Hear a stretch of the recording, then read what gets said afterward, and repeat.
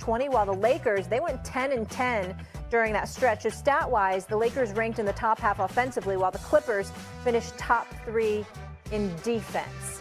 Shay, which LA team should the West fear more? The Lakers.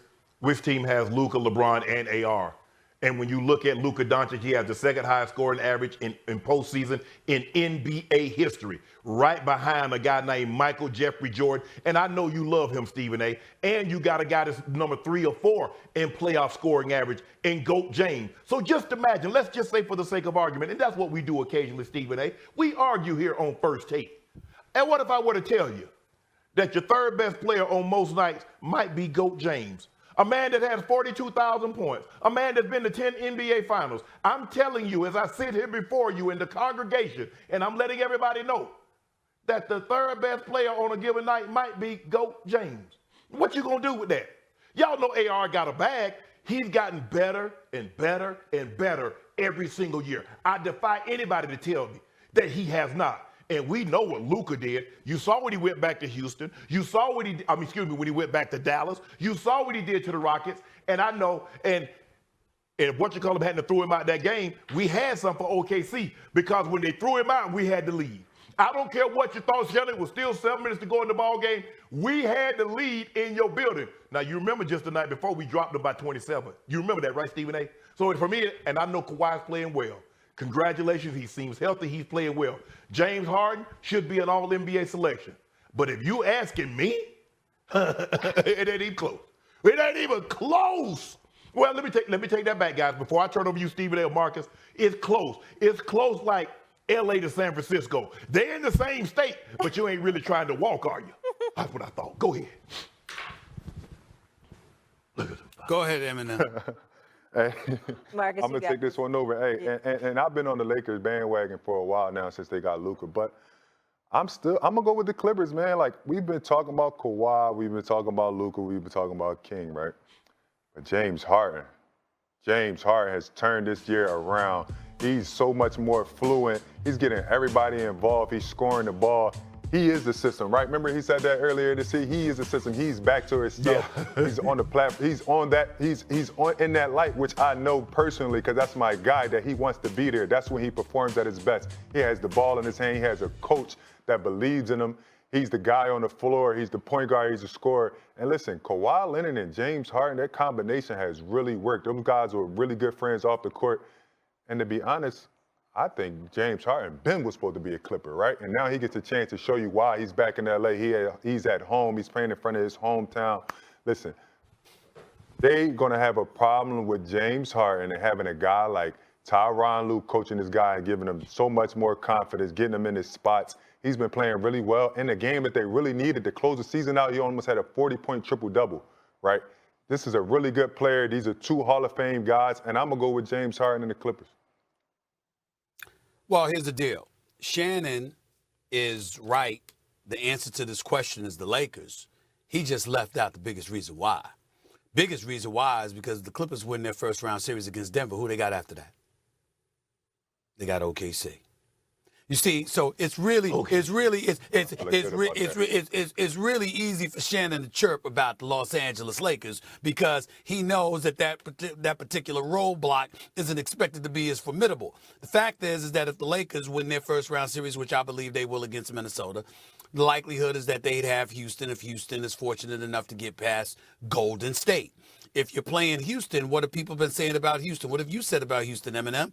They're athletic, they're gifted, they're well coached. We get all of that, but they're young and they and who's that guy that's going to be the Mr. Bucket for you definitively? You're basically winning by committee offensively as opposed to having that go-to guy, which obviously the Lakers don't have a problem with. They got 2 go-to guys and a third coming up the rear in AR. That's something special. He's just getting better and better and better. And let us not negate the exceptional coaching job that J.J. Redick has done and his staff. So we got to take that into consideration as well. But in the end, what it comes down to is that Shannon's able to stick out his chest because the one team that's expected to be standing in Los Angeles way they don't have to see it all unless they get to the conference finals. And that's what he's really, really leaving out. Because if they had to run into OKC a bit earlier, we'd be having a different discussion. Shannon would still say the things that he said on a Monday, and then we'd have an APB out for him by the following week because we wouldn't be able to find him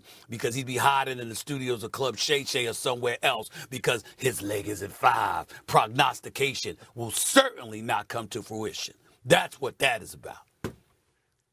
Whoa! If what Marcus is saying is true about the Clippers, they shouldn't even worry about the OKC Thunder. That should be the least of their concern. But they better deal with Yoke, the man that almost averaged a 30-point triple-double. He was top 3 in points, top 3 in rebounds, top 3 in assists, top 3 in steals. Nobody in the history of the game has ever finished top 3 in all those categories. So y'all worry about the Nuggets because y'all know what happened last time the Nuggets and the Clippers played, right?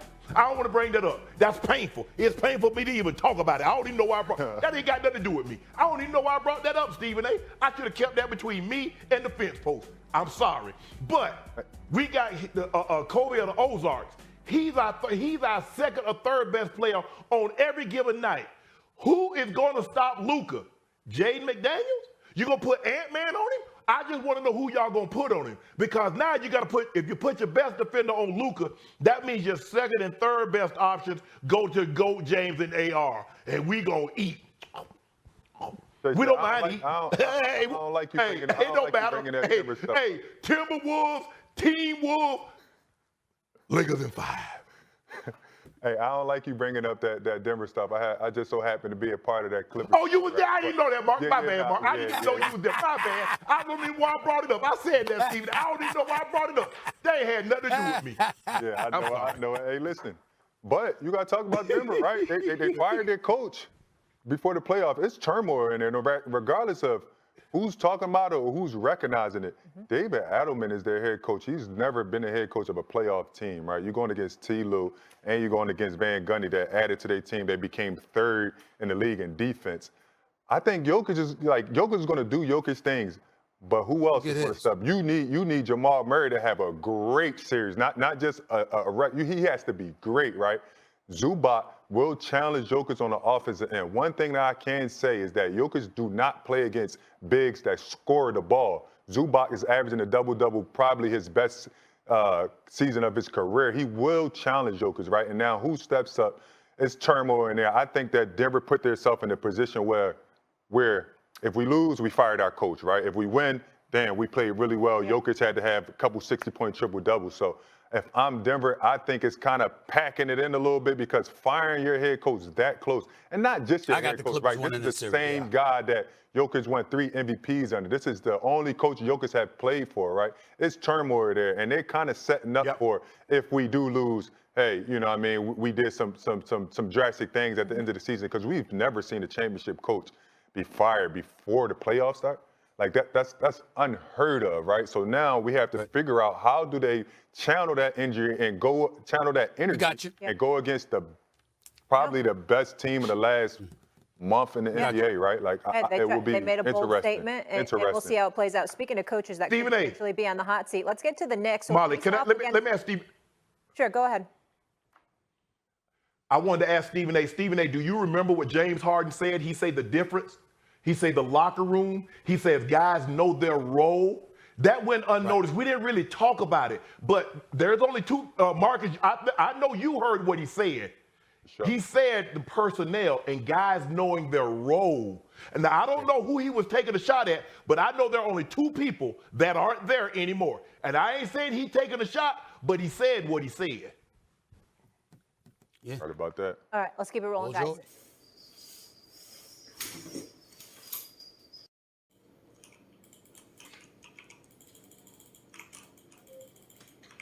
Nhưng mà sao tự nhiên mẹ nói Linh Ba? Dạ, và mọi người đã quay trở lại với kênh của mình. Ngày hôm nay mình sẽ tiếp tục hướng dẫn các bạn làm vòng. Và hôm nay của mình sẽ có tiêu đề là trái cây. Bây giờ mình bắt đầu làm nhé. Trái cây. Đang làm gì đấy mà sao tự nhiên lại một Linh Ba đấy? Tự nhiên ta thấy ta đi qua ta thấy đèn ở ngoài nó đẹp đéo thì ta không thấy. Rồi mình đi qua, mình ít khi đi qua đường đây buổi tối. Thế bây giờ đi đâu? Đi học đấy. Mỗi lần đi qua là chỉ đi buổi sáng thôi thì không thấy đèn thì cũng chả quan tâm lắm. Cũng qua đi Lúc Tết mùng 2 ta đã ra rồi. Nhưng mà nó không mở cửa. Nó mùng 2, mùng 4 đấy nhỉ? Là ta lên ta chơi mà. Tại bữa lúc trước Tết hôm nào hôm 29 tháng 8 ấy là bọn ta có đi lên đi chơi với nhau, rủ nhau đi lên lấy một quần áo. Xong tự nhiên đứa anh nó bảo ơi trong đấy là cái gì ấy nhỉ, đi vào thử xem nào. Thế đi vào nó là cái quán net khách sạn, nhưng mà là quán net người ta giấu kín, đang nói trên trà nhá, không phải ở Bắc Ninh, được không phải ở Vừa Lỗ. Đấy đang nói thế là hai thằng mò đấy ngồi nghiện luôn mà. Hai thằng như thằng nghe thằng nghiện luôn, ngồi chơi. Đức Anh đấy giờ học đâu ấy? Nó học trên Bắc Ninh. Yên Phong 2.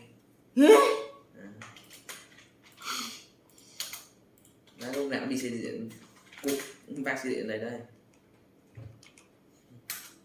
Nhưng mà xây dựng xe nó xịn, nó khác. Nó là mấy con xe VF3. Nó gọi là cái gì ấy, nó quên tên. Nhưng mà nó là VF. Nó học xa đấy. Nhưng mà đấy là trường công hay là trường chuyên? Nó học gì ấy? Học địa với lại sự. Làm luật sư chắc trời ơi. Đấy, luật sư đấy. Văn nữa, phải học văn nữa để là luật sư thì được. Không rõ với nó nhưng mà nó bảo là tao học cái này. Tao học hai cái này. Cho riêng mình em thôi.